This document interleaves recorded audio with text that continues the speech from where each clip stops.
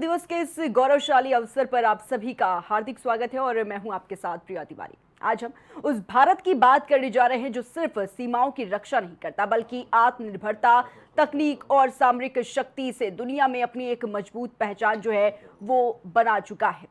लेकिन तमाम ऐसे बड़े सवाल आज भी खड़े होते हैं कि कितना बदलाव जो है वो भारत ने देखा है। प्रधानमंत्री नरेंद्र मोदी के नेतृत्व में भारत में कितना कुछ बदलाव देखने को मिला है।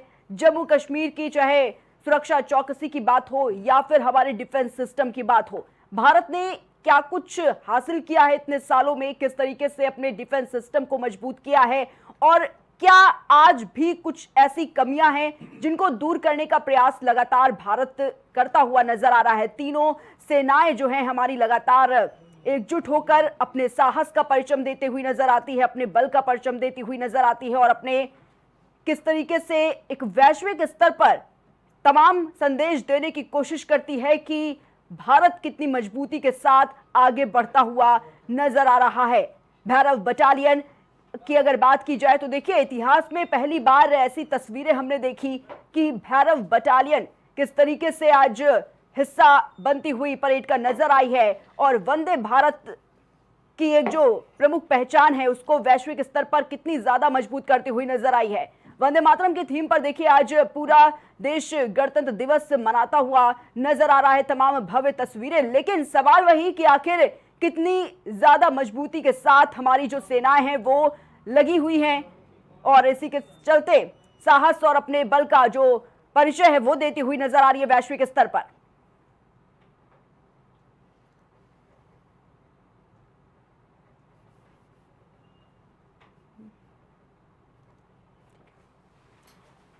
तो आज गणतंत्र दिवस के इस खास मौके पर हम इस बात की चर्चा करेंगे कि आखिर किस तरीके से जो हमारा भारत है प्रधानमंत्री नरेंद्र मोदी के नेतृत्व में किस तरीके से आगे बढ़ता हुआ नजर आ रहा है, किस तरीके से जो हमारी सेनाएं हैं वो अपने साहस का परिचय देती हुई नजर आ रही है और पूरा विश्व आज देख रहा है कि भारत जो है वो कैसे अपने बल का परिचय, अपने साहस का और जो हमारी सेनाएं हैं अपने शौर्य का परचम देती हुई नजर आ रही है। तो आज इसी पर चर्चा करेंगे। हमारे साथ पैनल पर गेस्ट जुड़े हुए हैं। सबसे पहले हम आपका उनसे परिचय करवाते हैं। आज हमारे साथ स्टूडियो से defence expert captain Ravi Pratap Singh ji जुड़े हुए आज की इस खास चर्चा में। बहुत बहुत स्वागत है रवि जी आपका हमारे इस खास कार्यक्रम में। रवि जी, आज गणतंत्र दिवस के मौके पर सबसे पहले तो ये जानना चाहूंगी कि किस तरीके से जो तीनों सेनाएं हैं वो अपने साहस का परचम लहराती हुई नजर आ रही है, अपने शौर्य का संदेश देते हुए पूरे देश में, पूरे विश्व में नजर आ रही है। लेकिन अगर बात करें क्या क्या लग रहा है कि कितना बदलाव जो है वो हमारे डिफेंस सिस्टम ने देखा है, क्या क्या बदलाव आज देख रहा है देश और वैश्विक स्तर पर क्या कुछ संदेश जाने की कोशिश है? देखिए, सबसे पहले आज 77वीं गणतंत्र दिवस पे मैं राष्ट्र को प्रेम से प्रणाम करता हूं और आपने बड़ा एक मुख्य मुद्दा उठाया कि कितना विकास हमने किया सामरिक महत्वपूर्ण के मुद्दों पे। देखिए, पूरे विश्व में हिंदुस्तान की डिफेंस फोर्सेस से अच्छी कोई फोर्स नहीं है, पूरे हिंदुस्तान। और उसका एक कारण है हमारा बहुकल्चर और भौगोलिक संरचना। हमारे यहाँ आप देखेंगे तो अगर प्लस 50 डिग्री कहीं है तो माइनस 50 डिग्री भी है, कहीं पानी की प्रचुरता है तो कहीं पानी बिल्कुल नहीं है। तो हमारे यहाँ के जो लोग हैं, जो सेना के अधिकारी, जेसी और जवान हैं, वो अभ्यस्त हैं सारे भौगोलिक परिस्थितियों में लड़ने के लिए। इसीलिए हमारी सेना सर्वोत्तम सेना कहलाती है। अब बात आती है कि निश्चित रूप से किसी युद्ध को लड़ने के लिए कुछ state of art communication, state of art equipment और स्टेट ऑफ आर्ट वेपन आपको चाहिए। तो हम जब आज़ाद हुए तो हमारे यहाँ कोई प्रोडक्शन डिफेंस का नहीं था और हमने तमाम प्रयास किए उस दिशा में आगे बढ़ने के लिए। आपने देखा कि हमने तेजस की एक नींव रखी जो कि इंडिजीनियस हमारा फाइटर है, लेकिन दुर्भाग्य ये है कि उस फाइटर की इंजन हम नहीं बनाते। वो आज भी हम अमेरिका के ऊपर निर्भर है। इसमें कोई ऐसा वर्ल्ड क्लास का हम लोग वेपन नहीं बनाए। इंसास हमने एक बनाया था, स्मॉल आर्म हमारा है, वो भी आप यूं कहें कि एसएलआर को जब रिप्लेस किया था तो उतना कारगर और प्रभावी नहीं था, जिसके कारण हमने फेज वाइज करके सेना से फेज आउट कर दिया उसको। अब बात आ गई कि हमने सनई सनई प्रगति करके और आज की तारीख में इस तरह का एक इतिहास स्थापित किया है कि अब विश्व के वो तमाम बड़े देश, चाहे आप लैटिन अमेरिका में चले जाइए, अमेरिका को देखिए, यूरोप में देखिए, मिडिल ईस्ट में देखिए या एशिया में, सब लोग अब इस बात की लोहा मानते हैं कि भारत की सेना अब इस तरह से धीरे धीरे इक्विप्ड हो रही है कि अब उससे लोहा लेना है, उसके सापेक्ष खड़ा होना एक साधारण बात नहीं है। क्योंकि हमारी मिलिट्री और पैरा मिलिट्री मिला के लगभग 15 लाख फोर्सेस है, जिसमें करीब 14 लाख के आसपास रेगुलर आर्मी है, और पैरामिलिट्री फोर्स मिलाकर के हम 30 लाख के आसपास पहुंच जाते हैं। यूएनओ में हमारा जो कंटिजेंट जाता है, आपको जान के आश्चर्य होगा कि तमाम ऐसे जगह थे जहां पे और देशों के अफसर जो काम करते थे, हमारे यहाँ के वो जवान करते हैं। आपको बताएं कि यूनाइटेड नेशन में जो सिग्नलिंग की व्यवस्था दी जाती है, पहले और देशों के लोग जब आते थे तो अफसर आते थे, हमारे यहाँ के जवान जाके वहाँ पूरा सिग्नलिंग सिस्टम को संभालते हैं। दूसरी बात कि बहुत से ऐसे टैंक थे जो रशिया से आए थे, जो उनके यहाँ अफसर हैंडल करते थे, हमारे यहाँ ट्रेनिंग लेने के बाद उसको एक जवान हैंडल करता है। तो यानी हमारी जो कैलिबर है, जो कैपेबिलिटी है, वो भी अन्य लोगों से आले दर्जे की है। हमारे यहाँ जो जोश है, जो जज्बा है, यानी आप हिंदू, मुसलमान, सिख, ईसाई, बहुधर्मी जो कल्चर है, वो अपने आप को समर्पित कर देता है देश के लिए, और सर कटाने की एक होड़ सी लगी होती है। ये सबसे अच्छी हमारे यहाँ की व्यवस्था है। और हमारा जो देश है वो एक अजीम देश इसीलिए कहलाता है कि हमारे यहाँ आप सेना के परिवेश से बाहर जा करके तो आप हिंदू, मुस्लिम, सिख, ईसाई की बात करते हैं, लेकिन जैसे सैन्य परिवेश में आपका कदम हो जाता है, सबका एक ही धर्म है, सैन्य धर्म, और सबकी एक ही नीति और नियति है कि देश की सेवा करनी है। और माँ भारती की सेवा करते करते अगर जरूरत पड़े तो हम अपने आप को हंसते हुए प्राणों की आहुति भी दे देंगे। लेस मात्र भी हमारे यहाँ का सैनिक, जवान और जेसीओ सोचता नहीं है माँ भारती पे शीश चढ़ाने के लिए। और आज तक कोई सेना में विद्रोह हमारे यहाँ नहीं हुआ। ये सबसे हमारे बात अच्छी चीज है। डिफेंस सिस्टम की अगर बात की जाए यहाँ पर, तो डिफेंस सिस्टम में आप किस तरीके से मजबूती देख रहे हैं? क्योंकि देखिए रवि जी, सरकारों का भी एक बहुत अहम रोल होता है। जितनी भी सरकारें आती हैं उसमें देखा जाता है कि अपनी सेना के लिए वो क्या काम कर रहे हैं, किस तरीके से उनके डिफेंस सिस्टम को मजबूत करने के लिए वो कौन सी बड़ी घोषणाएं कर रहे हैं, कौन से अपने फंड्स दे रहे हैं। लेकिन बात करें प्रधानमंत्री नरेंद्र मोदी के नेतृत्व में, किस तरीके से आप देख रहे हैं कि जो डिफेंस सिस्टम है हमारा, वो मजबूती के साथ आगे बढ़ता हुआ क्या नजर आ रहा है आपको? देखिए, डिफेंस की मजबूती को सिस्टमेटिकली स्ट्रेंथन करने का काम सारी सरकारों ने किया। हाँ। बीच में एक कालखंड ऐसा आया था कि थोड़ा सा उसमें शिथिलता थी, अभी थोड़ा सा उसमें जोर पकड़ा है, मुझे कहने में जरा भी गुरेज नहीं है। लेकिन आज भी जितने भी डिफेंस डील होते हैं वो ये समय पे डिलीवर नहीं हो पाते, जिसका कारण है कि अभी अभी हमारे यहाँ एयर मार्शल ने ये कहा था कि माफ़ करिए, केवल घोषणा से या केवल बातों से देश की रक्षा या सुरक्षा सुनिश्चित नहीं की जा सकती है। सीडीएस ने भी कहा था।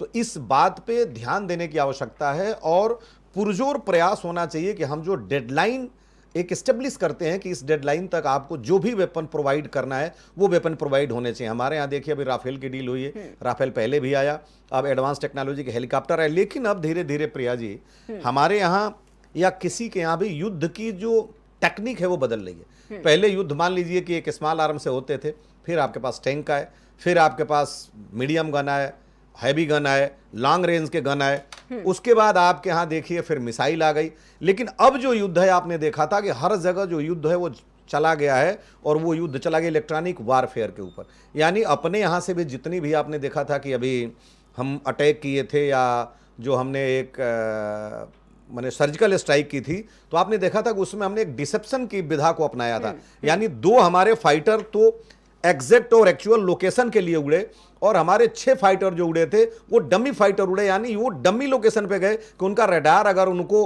पकड़ता भी है तो रडार उन फाइटरों का पीछा करे जो फाइटर अपने लक्ष्य के लिए निकले नहीं थे, और उस कंफ्यूजन में हमारे एक्चुअल फाइटर अपने जगह पे जाएं और उसको टारगेट को डिस्ट्रॉय करें।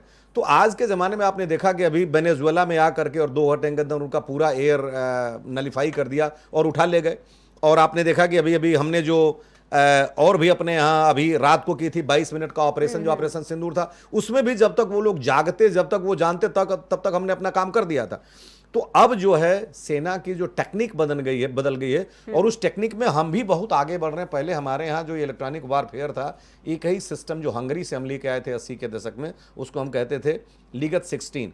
हम उस पर एक पुरानी व्यवस्था पे चलते थे। अब हमारे यहाँ बहुत से हिम शक्ति आ गए और LIC आ गया, तो ये तमाम हमारे यहाँ बेल ने ईजाद किया है, जिसमें जामिंग डिसेप्शन और आप यूं कहे कि डायरेक्शन रवि जी, फाइंडिंग और लेकिन अगर रिकन्वेंस होता हम है। वायुसेना की बात करें तो देखिए ये बार बार ये सवाल उठते हैं कि जो वायुसेना में एक बहुत बड़ी दिक्कत ये देखी जाती है कि जो हम लोग एयरक्राफ्ट्स इस्तेमाल करते हैं वो काफ़ी ओल्ड वर्जन के होते हैं, उसमें नई तकनीक जल्दी नहीं देखी जाती, या ये कहा जाता है कि जब ऐसे कोई हम खबर सुनते हैं कि कोई एयरक्राफ्ट हादसे का शिकार हो गया, तब जब उसमें जांच बैठाई जाती तो ये पता चलता है कि भाई वो कितने साल पुराना था, उसमें जो टेक्नोलॉजी थी वो नहीं डेवलप की गई, उसकी देखरेख सही से नहीं होती है, जांच सही से नहीं होती है, और जो उसका खामियाजा होता है वो पायलट को भुगतना पड़ता है। तमाम ऐसे देखा गया, कितनी जाने गई।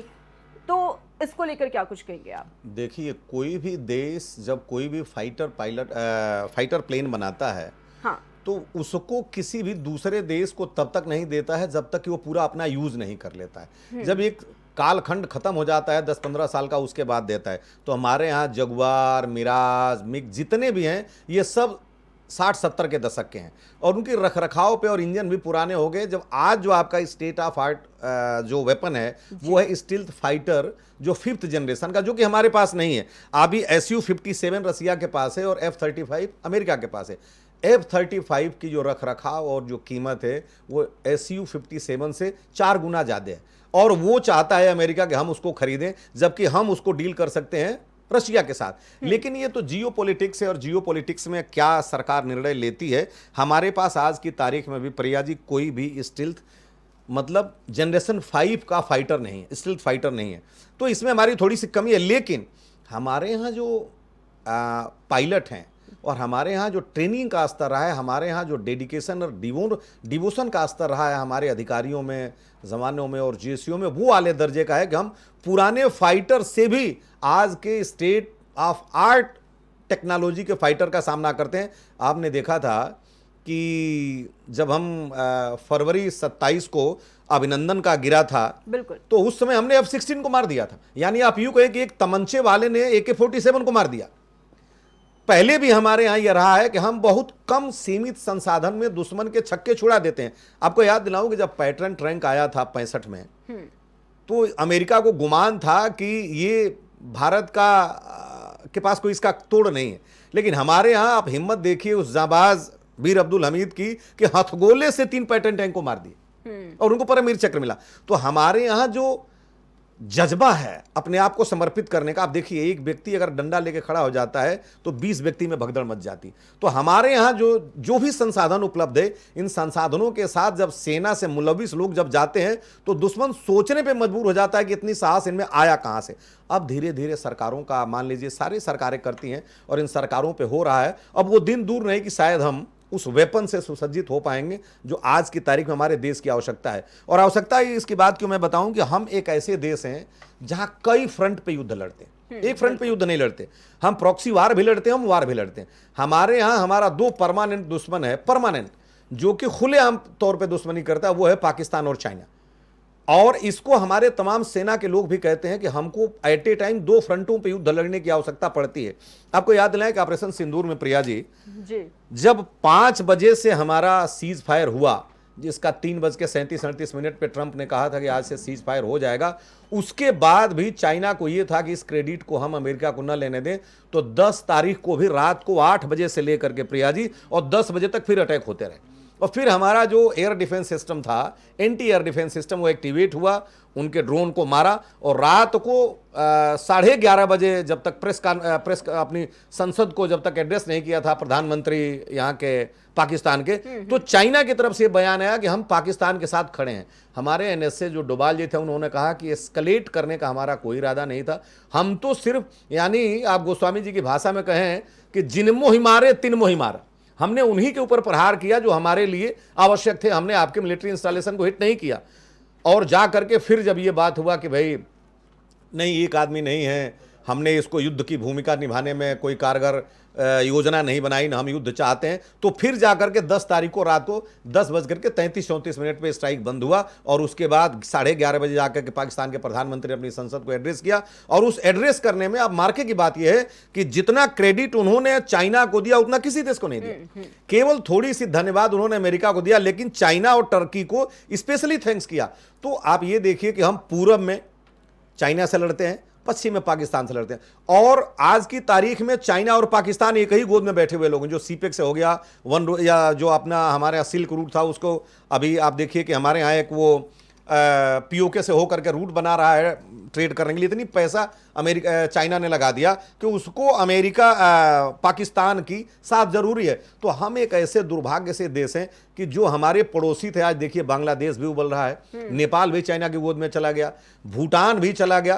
तो हम दुर्भाग्य से एक ऐसे पड़ोसियों के बीच में बसे हैं कि सारे लोग हमसे दुश्मनी निभाते हैं। हमने जिसको आजाद कराया, जिस बांग्लादेश को, वो भी हमसे दुश्मनी करने पर आमादा है आज की तारीख में। तो हम दुर्भाग्य से या सौभाग्य से ऐसे दुश्मनों के बीच में बसे हैं, क्योंकि इतिहास को आप बदल सकती हैं, भूगोल नहीं बदल सकती हैं। तो हम एक नहीं कई कई फ्रंट पे लड़ते हैं। तो हमारी तैयारी भी एक साथ कई फ्रंट पे लड़ने की होनी चाहिए, और निश्चित रूप से देश इसमें बहुत प्रगति कर रहा है। देखिए, हमारी सेना ने तमाम ऐसे ऑपरेशंस को अंजाम दिया है जिसका जो संदेश है सिर्फ भारत ने नहीं देखा, बल्कि वैश्विक स्तर पर भी एक बहुत बड़ा संदेश देने की कोशिश की गई उन ऑपरेशंस के माध्यम से। लेकिन हाल ही के ऑपरेशन की बात करें, ऑपरेशन सिंदूर की, उसे किस तरीके से देखते हैं? क्योंकि देखिए, उसकी चर्चा देश में नहीं बल्कि विदेशों में भी होती रही। किस तरीके से जो हमारे सेना के जवान थे वो जाबाज होते हुए कैसे अपने साहस का एक संदेश देने की कोशिश की है उन्होंने।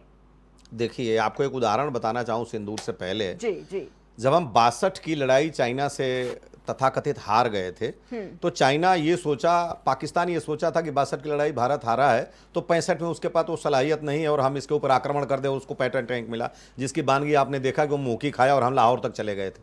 अब बात आई थी 67 में, जब पद्मनाभम हम जी हमारे यहाँ चीफ ऑफ आर्मी स्टाफ हुआ करते थे, तो चाइना ने लद्दाख की तरफ हमारी एक बड़ी सामरिक दृष्टिकोण से महत्वपूर्ण भूमि पर कब्जा किया। और उस समय एक वार स्ट्रेटेजी होती है, वार डॉक्ट्राइन में, कि आप प्लेन में अगर किसी व्यक्ति से लड़ते हैं तो 1:3 का होना चाहिए, और अगर पहाड़ पे लड़ते हैं तो 1:9 का स्ट्रेंथ होना चाहिए। तो उन्होंने वहां पे ड्रॉप किया, और ड्रॉप करने के बाद हमने चाइनीज को मार करके भगा दिया, और चाइनीज हतप्रभ रह गए कि भारत इस तरह का भी कार्रवाई कर सकता है। फिर जब जनरल सुंदर जी हमारे चीफ ऑफ आर्मी स्टाफ थे, 1987 की बात कर रहा हूं, तो उस समय फिर चाइना आ गया इस क्षेत्र में, पूर्वोत्तर में। अब जब चाइना वहां पे आए तो फिर ये हुआ कि भाई अब किया क्या, जब आकर के बैठ गया। ये अक्टूबर की बात है, मतलब 87 अक्टूबर में, जब राजीव जी, तो ये मांगा गया कि हमको 200 म्यूल चाहिए, खच्चर, वहां अपनी साजो सामान को ले जाने के लिए। उन्होंने तत्काल म्यूल नहीं, उन्होंने हेप्टर का प्रबंध कराया कि हेप्टर से जाएंगे, और हम गए और चाइनीज को इतनी बुरी तरीके से मारे कि वो भी आश्चर्यचकित हो गए और उनको पीछे भागना पड़ा। तो और उसके बाद देखिए, हम अभी ऑपरेशन सिंदूर भी किए। तो हमारे यहाँ जब जब जरूरत पड़ी है, वो 67 हो, 87 हो, या अभी ऑपरेशन सिंदूर हो, हमने, हमारी सेना को प्रणाम है कि हमारी सेना ने अपनी कर्तव्य निष्ठा, अपनी बहादुरी, अपनी जाबाजी, अपनी डेडिकेशन और अपनी क्षमता का भरपूर प्रदर्शन किया है। और सौभाग्य से हम उस देश के वासी हैं जिस देश की सेना विश्व की अग्रणी सेनाओं में, अग्रणी सक्षम सेनाओं में जिसकी गिनती होती है। बिल्कुल बिल्कुल रवि जी, लेकिन मेरा ये सवाल, जिस तरीके से आप इससे पहले जिक्र कर रहे थे कि जो ओल्ड जनरेशन के फाइटर प्लेन्स होते हैं, जब देखा जाता है कि उनसे भी जो हमारे फाइटर्स हैं वो पीछे नहीं हटते हैं। वायुसेना किस तरीके से अपना एक भव्य और अपना शानदार प्रदर्शन करती है और बिल्कुल जीत हासिल करती है अपने दुश्मनों पर। लेकिन अगर इसमें कुछ चेंजेस किए जाए जो कि बहुत ही ज्यादा महत्वपूर्ण है, उनमें बदलाव करना, न्यू जनरेशन को लाना, और जो खामियां हर वक्त देखी जाती हैं, जैसे कि बात चाहे इंजन की हो कि खराब इंजन रहता है, कई बार उसको देख रेख में काफी कमी महसूस की जाती है,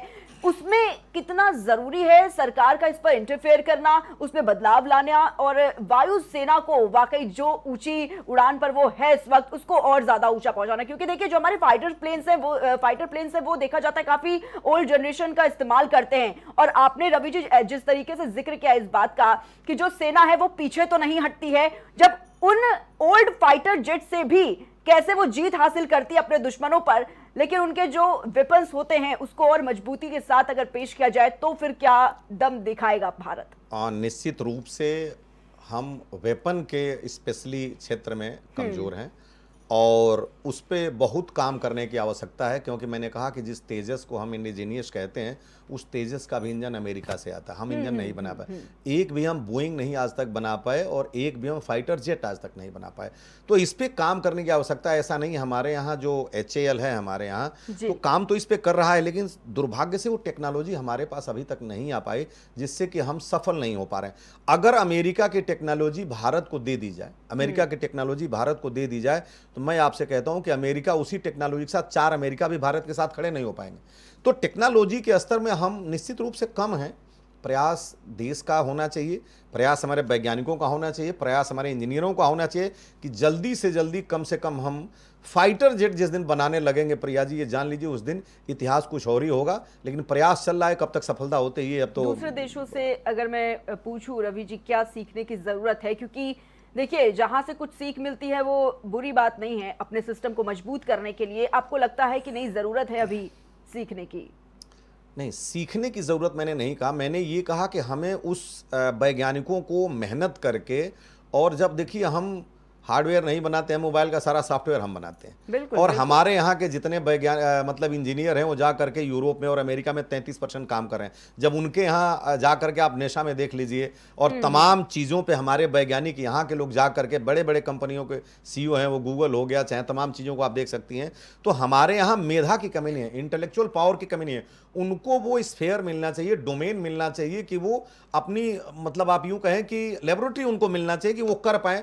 सरकार को इसमें जो है आगे आना चाहिए, और सरकार को जो हमारी शक्ति यहाँ से, जो हमारी इंटेलेक्चुअल शक्ति पलायन करके जाती है, जैसे मान लीजिए मैं एक उदाहरण बताता हूँ जी। एक आईआईटीएन टैक्सपेयर के पैसे पे आईआईटी करता है, लेकिन वो आईआईटी करता है कंप्यूटर साइंस में, और ये वो जा करके किताब बेचता है अमेजन में, और उसमें क्या फ्लिपकार्ट पे, उसकी वहां पे क्या काम है, लेकिन वो पैकेज पाता है करोड़ों का, तो चला जाता है। तो हमारे यहाँ कोई ऐसा एक नियम आपको बनाना चाहिए कि जितने भी आईआईटीएन है, कम से कम 5 साल वो देश में सेवा करेंगे, और जिस डोमेन में, जिस फील्ड में वहां सेवा करने के बाद जाए, तो यह देश जो है अपने आप में बहुत तरक्की करेगा। और मैं विश्वास करता हूं कि आने वाला कल ऐसा होगा कि हमारे जो वैज्ञानिक हैं, हमारे जो इंजीनियर हैं, वो अपनी पूरी मेधा शक्ति का प्रयोग करेंगे और देश के निर्माण के क्षेत्र में इतना आगे करेंगे कि विश्व भी नतमस्तक होकर के सलाम करेगा। बिल्कुल रवि जी, लेकिन मैं आपसे ये भी जानना चाहूंगी कि उन महिलाओं के लिए आप क्या कुछ कहेंगे जो आज सेना में अपने शौर्य का परचम लहराती हुई नजर आ रही है? क्योंकि पहले देखा जाता था कि बहुत कम ऐसे परिवार थे जो अपनी बेटियों को आगे बढ़ने देते थे, खासतौर पर सेना के क्षेत्र में। लेकिन आज देखा जा रहा है कि चाहे वो वायुसेना हो, चाहे थल सेना हो, नौसेना हो, महिलाएं भी उतनी ही बढ़ चढ़कर आगे आ रही हैं, अपने साहस का उतनी ही मजबूती के साथ पूरे विश्व में परचम लहरा रही हैं। रवि जी। प्रिया जी, देखिए, दुर्भाग्य तो इस बात का है कि हमने महिलाओं को हमेशा कमतर आंका है। लेकिन ये जान लीजिए कि जब हमें धन की आवश्यकता होती है तो हम एक महिला लक्ष्मी जी की पूजा करते हैं, जब हमें शक्ति की आवश्यकता होती है तो हम दुर्गा जी की पूजा करते हैं, और जब हमें विद्या की आवश्यकता होती है तो सरस्वती जी की पूजा करते हैं। यानी इन तीनों की दायनी महिलाएं, लेकिन उसके बाद भी हम उनको उपेक्षित करते रहे।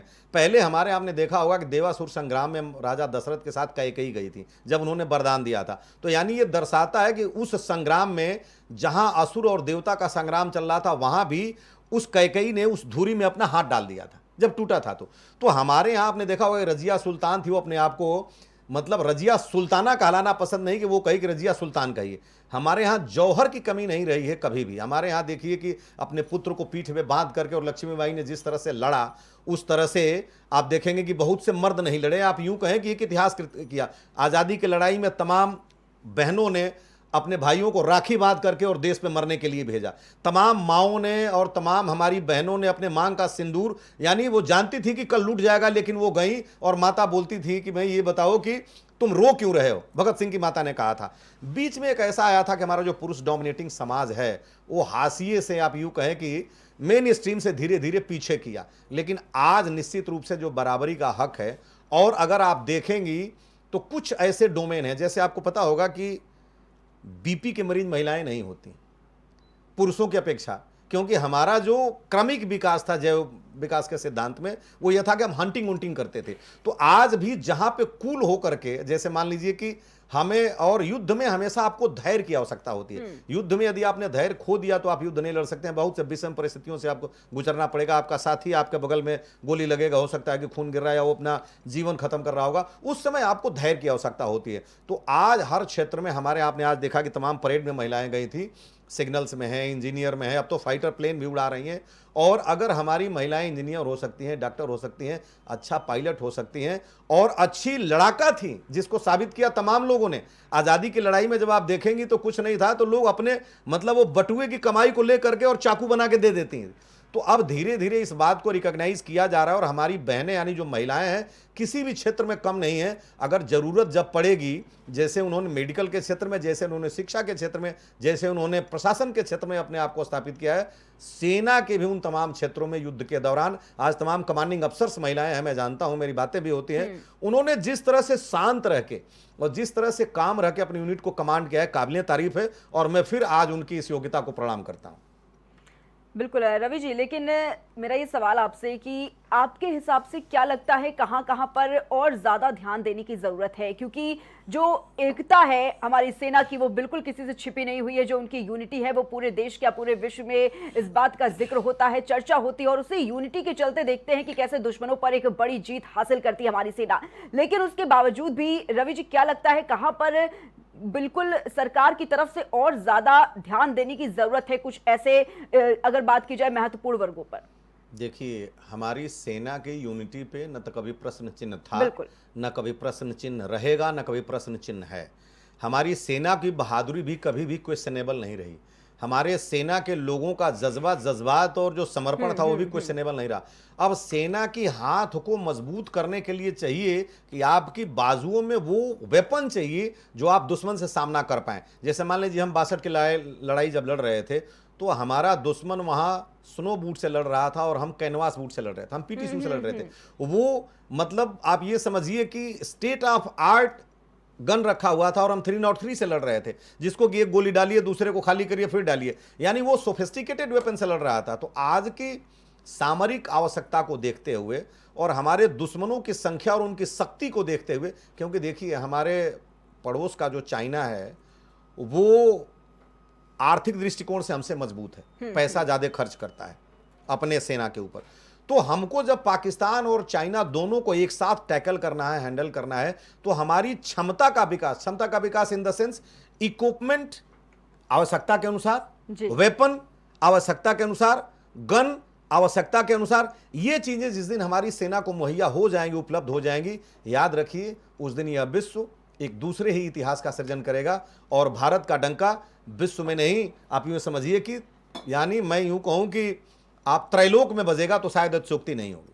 बिल्कुल रवि जी, लेकिन ऑपरेशन सिंदूर की अगर बात करें वो किस तरीके से देखते हैं आप उस पर? क्योंकि देखा जाता है कई बार ऐसी खबरों में कि कुछ चीजें बिल्कुल प्रकाश में नहीं आती हैं, क्योंकि जितना देखने को मिलता है सिर्फ उतनी ही खबरें पहुंच पाती हैं और दर्शक भी सिर्फ उतना ही जानते हैं। लेकिन जो उसके पीछे की कहानी रहती है, किसी भी ऑपरेशन को अंजाम देने से पहले किस तरीके से काम किया जाता है, किस तरीके से उस यूनिटी पर काम होता है, कैप्टन की क्या कुछ रिस्पॉन्सिबिलिटी होती है, वो किस तरीके से पूरी अपनी टीम का नेतृत्व करता है? रवि जी देखिए प्रिया जी, सेना पूर्ण रूप से कमांडर के ऊपर ही निर्भर होती है। आपकी रणनीतिक तैयारी, रणनीतिक क्षमता और आपका कुशल नेतृत्व ही सेना को हमेशा आगे ले जाता है और विजय दिलाता है। ये हमारे यहाँ पहले भी युद्ध में आपने देखा था कि जब राजा अगर मार दिया गया या पकड़ लिया गया तो सेना भाग जाती थी। तो आज भी और सेना में एक कहावत है कि नीड टू नो बेसिस पे जानकारी दी जाती है, यानी किस व्यक्ति को कितनी जानकारी देनी चाहिए वो निर्धारित है।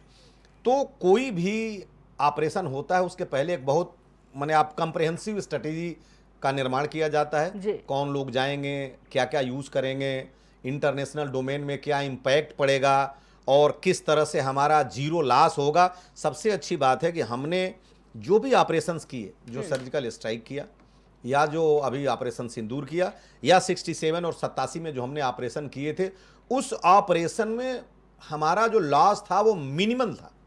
और मिनिमल लॉस का आप कुछ में तो बिल्कुल जीरो रहा। हम अपनी योग्यता को साबित करके चले आए, तो हमारी योग्यता में कोई कमी नहीं रही है। लेकिन निश्चित रूप से अभी मैं अगर कोट करूं सीडीएस के बयान को, और एक सिंगापुर में कैप्टन थे जिन्होंने कहा कि भारत को यह कहा गया था कि मतलब फ्री हैंड आप नहीं करेंगे। कहा तो जरूर जाता है फ्री हैंड, लेकिन अगर फ्री हैंड रहा होता तो 6 और 7 की दरमियानी रात में हमारे जो कहा, उन्होंने सीडीएस ने खुल के तो नहीं कहा कि कितने हमारे मतलब फाइटर या ये मारे गए थे, लेकिन जरूर कुछ ना कुछ थे उसमें, जिसका उन्होंने स्वीकार किया कि महत्वपूर्ण मुद्दा ये नहीं है कि कितने मारे गए, महत्वपूर्ण मुद्दा ये है कि हमने फिर कैसे तैयारी की।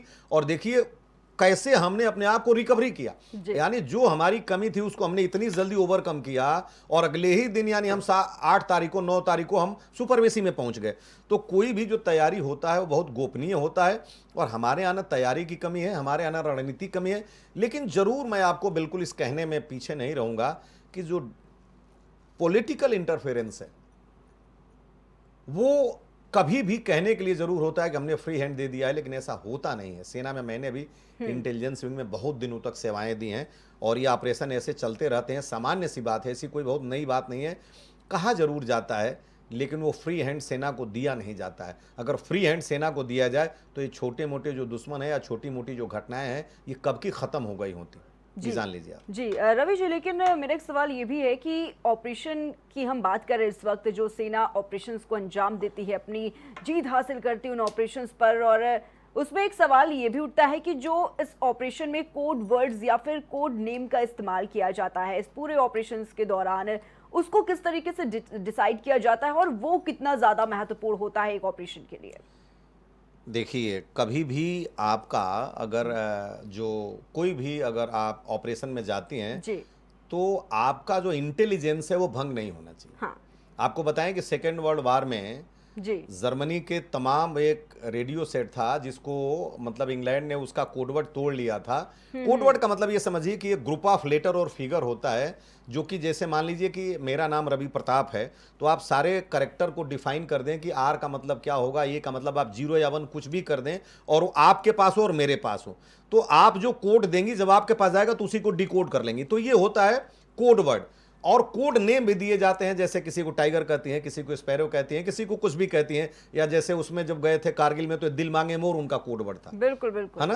तो इस तरह से कोड वर्ड एक निर्धारित किए जाते हैं, बस उसमें यही है कि वो दोनों एंड में सेम होने चाहिए, यानी जहां से आप उस कोड को क्लासिफाई करती हैं किसी कम्युनिकेशन को, वो डी क्लासिफाई उस एंड पे जाता है। जैसे मान लीजिए कि मैं अगर जो दुभाषिए का काम करते हैं वो हमारे यहाँ, क्योंकि दो ही व्यक्तियों को जब जानकारी होती है, दो ही फोर्स को, तो आगे के लोगों को जानकारी नहीं होती है, तो वो आपका जो मूवमेंट है, जो आपकी प्लानिंग है, जो आपका स्ट्राइक का डोमेन है, वो दूसरे को पता नहीं चलता है, ताकि वो वहां पर रीइंफोर्स करके आपको काउंटर न कर पाए और आप सफल हो पाते हैं। इसलिए आपका एग्जैक्ट नेम, एग्जैक्ट आपकी आइडेंटिटी और एग्जैक्ट लोकेशन, हमेशा उसको लोकेशन, आपकी नेम और आपके रैंक, इसको कंसील कर दिया जाता है और हमेशा कोई ना कोई ऑपरेशन किसी न किसी कोड नेम से ही होता है। जी बिल्कुल। रवि जी, एक सवाल और है कि अभी तो हमने कोड वर्ड और कोड नेम की बात की, उसका जिक्र किया, लेकिन एक सवाल ये भी कि ऑपरेशंस के दौरान क्या लगता है कहां कहां पर ऐसे हालात पैदा हो जाते हैं जहां पर लगता है कि बहुत ज्यादा चैलेंजिंग हो रहा है? क्योंकि एक एग्जांपल के तौर पर कि अगर कोई कैप्टन है या फिर गाइड कर रहा है अपनी पूरी टीम को, उस वक्त डिस्कनेक्ट हो जाना या फिर तमाम ऐसी चीजें, कौन कौन सी चीजें रवि जी जो लगता है कि बहुत ज्यादा चैलेंजिंग हो जाती है ऑपरेशन के दौरान? देखिए, अब तो किसी न किसी जो भी ऑपरेशन हो रहे हैं उसमें बहुत सी टेक्नोलॉजी है कि आप घर बैठे मॉनिटर करती हैं या ऑफिसों से मॉनिटर होता है। लेकिन सबसे पहले आपका है कि जो भी कमांडर अपने दल को लेके गया उसकी जिम्मेदारी होती है कि वो सुरक्षित जाए, दिए हुए मिशन को एकम्प्लिश करे और सुरक्षित अपने लोगों को लेके वापस आए। ये उसका प्राइम मतलब फोकस होता है। अब उसके बीच में होता है कि जो भी दल में लोग जा रहे हैं वो वेल ट्रेंड होने चाहिए, वो एक्सपर्ट होने चाहिए, उनका जो सेक्रेसी है वो किसी लेवल पे भंग ना हो। जब भंग नहीं होगा तो जब तक दुश्मन सोच पाएगा कि ये कौन लोग हैं, कहां से आए और इनका मंतव्य क्या है, तब तक आप अपने अंजाम देकर के आ जाएंगे। जैसे मान लीजिए कि आपके घर में एक चोर आता है चोरी करने के लिए, तो आप तभी तक चोरी कर सकता है जब तक आप सो के जगी नहीं है। अगर आप जग जाएंगे तो हल्ला हो जाएगा। तो इसी तरीके से वो कमांडर ये करता है कि किसी भी कीमत पे हमारे दुश्मन को, यानी यूं कहें कि कानों कान खबर ना लगे कि हम ऑपरेशन क्या कर रहे हैं। इसमें मान लीजिए कि आप कहीं बम गिराएंगे तो आवाज होगा, तो जब आवाज होगा तो जब तक वो उठे जाने तब तक आप ऑपरेशन करके आ जाएं। तो एक लिमिटेड टाइम होता है और उसके लिए जितनी भी चीजें हैं, केवल एक ही चीज बचाई जाती है कि आपके लाश को बचाने के लिए 3 चीजों का हमेशा ध्यान रखा जाता है: loss of intelligence, loss of information और लॉस ऑफ लाइफ। तो इन तीनों को, यानी आप ये समझिए कि लाइफ को लास्ट में सेव किया जाता है। सबसे पहले आपका इंटेलिजेंस ब्रेक ना हो, तो लॉस ऑफ इंटेलिजेंस पे आपको फोकस होता है कि आपके जो लोग हो या जो प्लान है वो किसी कीमत पे बाहर ना निकले और किसी भी माध्यम से वो पब्लिक डोमेन में ना आए। और उसके बाद लॉस ऑफ इंफॉर्मेशन, आपकी इंफॉर्मेशन जो मिल रही है दुश्मन की गतिविधि, उस पर भी आप ध्यान रखती हैं कि वो मिलती रहे ताकि आप दुश्मन को जान पाएं। और तब आप ध्यान देते हैं कि लॉस ऑफ लाइफ, यानी आपकी लाइफ भी सिक्योर रहे। और इन चीज़ों को, इन मुद्दों को लेकर के पहले बृहद इस पर चर्चा होती है, प्लान बनती है, और आप यूँ कहें कि इसका जो लोग एक्सपर्ट हैं इस पे तमाम चीज़ों की होती है, दुश्मन की कमजोरियों को, दुश्मन की मतलब आप यूँ कहें कि उपलब्धियों को ध्यान में रखते हुए कि आप जाएंगी तो विरोध कितना करेगा, आप किस वेपन को लेके जा रहे हैं, उसके पास कौन सा वेपन है, आप उसके पास कौन सा रेडार सिस्टम है, आपके पास कौन सा रेडार सिस्टम है, ये तमाम चीज़ों का आकलन करके उसके ग्रे एरिया पे हम अटैक करते हैं। और सौभाग्य से हम जितनी बार भी गए हैं हम सफल हुए। जी रवि जी, लेकिन अभी एक सवाल और मेरा कि पहलगाम हमला जो हुआ उसको लेकर तमाम तरह के सवाल खड़े होते हुए नजर आए हैं कि जो हमारा सिस्टम है, जो हमारा प्रशासन है, क्या कहां पर कमजोर पड़ता हुआ नजर आया। सिस्टम की भी कुछ लापरवाही भी देखी गई और राजनीतिक रूप से भी उस वक्त देखा गया। तमाम तरह के जो सवाल है वो विपक्षी दलों की तरफ से भी उठाए जा रहे थे कि आखिर सिक्योरिटी अपनी कितनी ज्यादा कमजोर है क्या, क्योंकि कहां से ये एंटर कर जाते हैं। एक तरफ कहा जाता है कि सुरक्षा की इतनी पूरी व्यवस्थाएं रहती हैं, लेकिन उसके बाद ये जो हमले हैं वो कैसे हो जाते हैं।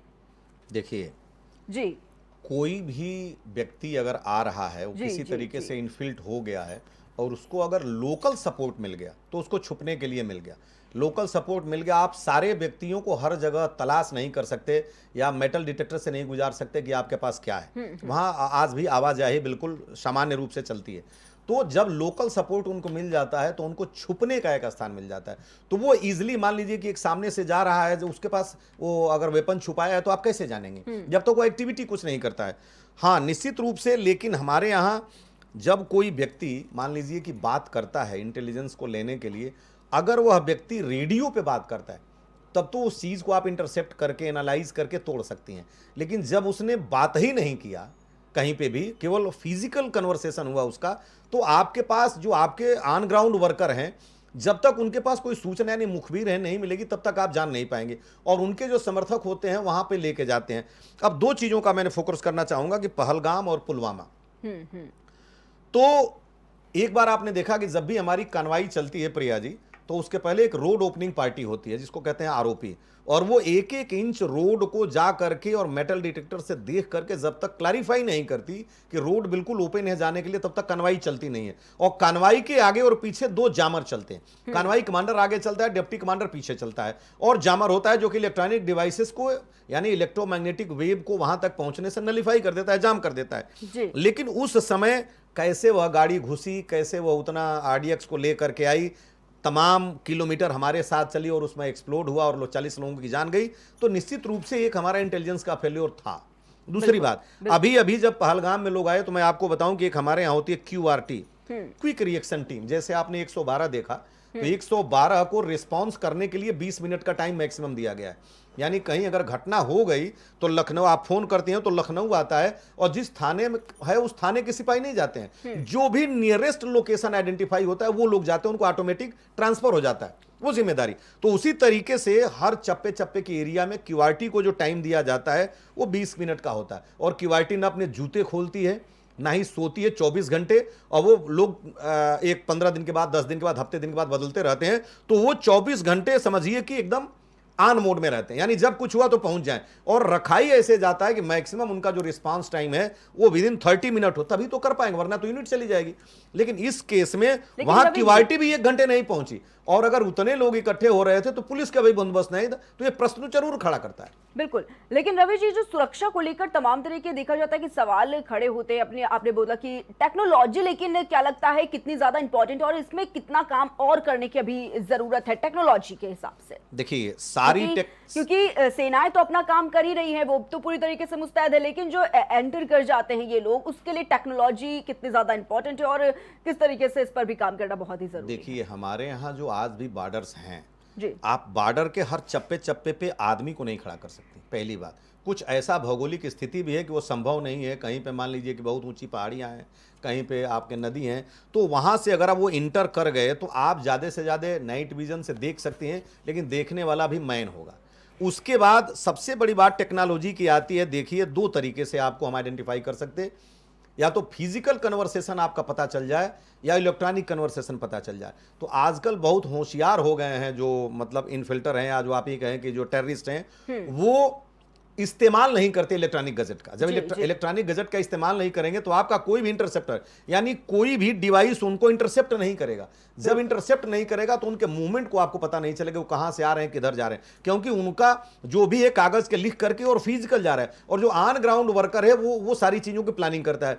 तो हम नहीं, कोई भी देश इसकी जगह पे हो तो अगर आप कुछ चीज मुंह से बोलेंगी नहीं तो रेडियो इंटरसेप्ट नहीं करेगा, और जब रेडियो इंटरसेप्ट नहीं किया तो वो कितना भी एडवांस टेक्नोलॉजी का आपका माने इंटरसेप्टर है या रेडियो इंटरसेप्टर है वो कोई बेकार है, किसी काम का नहीं है। अब मान लीजिए एक उदाहरण के तौर पे कि हम और आप यहां कुछ बात कर रहे हैं, अगर कोई व्यक्ति हमारी बात को सुनना चाहे तो इस दीवार के पीछे तब तक सुनता रहेगा जब तक कि वो खांसे नहीं या उसका मोबाइल ना बजे। अगर कोई व्यक्ति खांस देता है, मोबाइल बजता है, तो कहते हैं कोई बगल में बैठा है, लेकिन वो सालों साल यहां बगल में बैठ के हमारी आपकी बात को सुन सकता है और हम नहीं जानेंगे जब तक कि कुछ इलेक्ट्रॉनिक मतलब आप ब्रीच ऑफ सिक्योरिटी ना हो। तो इसी तरीके से हमारे यहाँ टेक्नोलॉजी में वो आप ये ना कहें कि कोई ऐसा इक्विपमेंट आ जाएगा कि कोई ऐसी टेक्नोलॉजी में आप यूँ कहें कि ब्रीच नहीं होगा। टेक्नोलॉजी को हैंडल करने वाला मैन होता है और उस टेक्नोलॉजी से कुछ उसके निर्धारित मापदंड है, उस पैरामीटर को अगर वो मीट करेगा तभी उसको जान सकता है। जैसे मान लीजिए कि एक रेडार है, अगर रेडार में कोई सिग्नल आता है वो उसको एलिप्स को पकड़ता है, फिर रिफ्लेक्ट होकर के उसके पास तक जाता है तो कैलकुलेट करता है कि भाई 3 × 10⁸ जो माने माइल पर सेकंड हमारा जो प्रकाश का गति है उसके हिसाब से वो कैलकुलेट करता है कि कितने देर में टकराया या कितने देर में गया। तो अगर वो सिग्नल आया ही नहीं तो फिर आप करेंगे क्या? या दूसरी बात कि आपने कोई अपने फाइटर के ऊपर इस तरह का लपेट रखा है जो कि रेडिएट नहीं करता है, तो आपका क्या करेगा टेक्नोलॉजी? इसी तरीके से ये कहना कि इंटेलिजेंस फेल्योर है ये हर दशा में तो ठीक नहीं है, लेकिन हाँ कभी कभी जैसे मान लीजिए कोई गाड़ी अगर हमारी घुसती है कनवाई में और 10 किलोमीटर तक चलती है और अगर आगे कनवाई कमांडर है पीछे सेकंड कनवाई कमांडर है उसको पता नहीं चला, तब प्रश्न उठता है। जब हमारी क्यूआरटी अगर 30 मिनट की बजाय 1.5 घंटे में जाती है तब प्रश्न उठता है कि वो कहाँ पे थी। और जब वहां पे जहां पे इस तरह की बातें होती हैं, लोग गैदर होते हैं, तो कम से कम पुलिस का जवान अगर वहां पे नहीं है तो ये बातें होती हैं। क्योंकि देखिए हमारे यहाँ का जो टेरेन है उस टेरेन में पीर पंजाल की पहाड़ियाँ हैं, तमाम ऐसे पहाड़ियाँ हैं कि आप उसमें घुस जाएंगे तो बड़ी आसानी से आपको आइडेंटिफाई नहीं किया जा सकता है, आपको नैब नहीं किया जा सकता। लेकिन आपको वहाँ पहुँचने के लिए जो आपका सोर्स है उस सोर्स को और स्ट्रेंथन करने की ज़रूरत है, और जो हम लोगों को शक की नज़र से देखते हैं उसको और व्यापकता लाने की आवश्यकता है। और निश्चित रूप से ये कह देना हमारे को यहाँ टीवी में बैठ करके फेल्योर था। कोई भी जी सेना का कर्मचारी ये नहीं चाहता कि उसके ऊपर कभी भी उंगली उठे या उसके भाई के ऊपर कभी हाथ उठे या देश का 1 इंच भी भूमि या नागरिकों पे कोई प्रहार हो।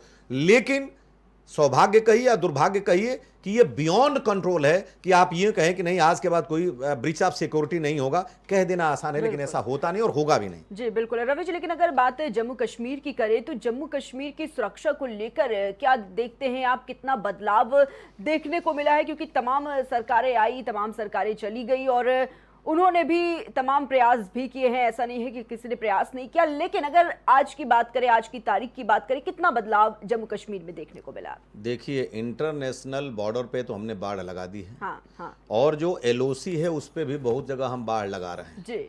और जम्मू कश्मीर की सुरक्षा जो है निश्चित रूप से जान लीजिए कि हमारे यहाँ पाकिस्तान के सैनिकों से हम असुरक्षित नहीं हैं, क्योंकि जितनी भी डोमिनेटिंग हाइट्स पे हम आज सियाचिन में बैठे हुए हैं, सरक्रीक पे बैठे हुए हैं, हम कच्छ में बैठे हुए हैं, और हम जितने भी इंपॉर्टेंट यानी ये देखिए कारगिल युद्ध क्यों हुआ, कारगिल का कोई बड़ा महत्व तो नहीं था।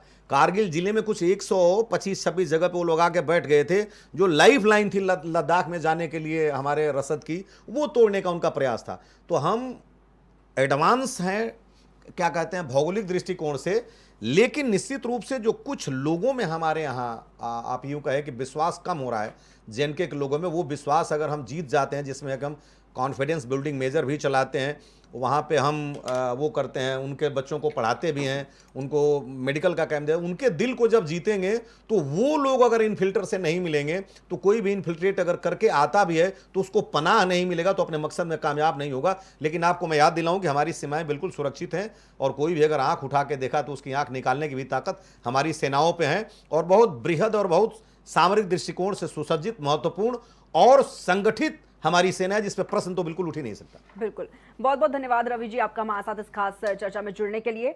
तो हमारे साथ defence expert retired captain Ravi Pratap Singh ji जुड़े हुए थे आज की इस खास चर्चा में। तो आज गणतंत्र दिवस के मौके पर देखिए हमने जाना कैसे जो भारत की बात लगातार हम करते हैं, किस तरीके से वैश्विक स्तर पर भी एक बड़ा संदेश देने की कोशिश की जाती है, और जो हमारी सेनाएं हैं उन पर भी देखिए हमने जो आज बात की कि वो सिर्फ सीमाओं की रक्षा नहीं करती है बल्कि आत्मनिर्भरता, तकनीक और सामरिक शक्ति से दुनिया में अपनी एक मजबूत जो पहचान है वो भी बनाती हुई नजर आती है। फिलहाल इतना ही, आप देखते रहिए प्राइम टीवी।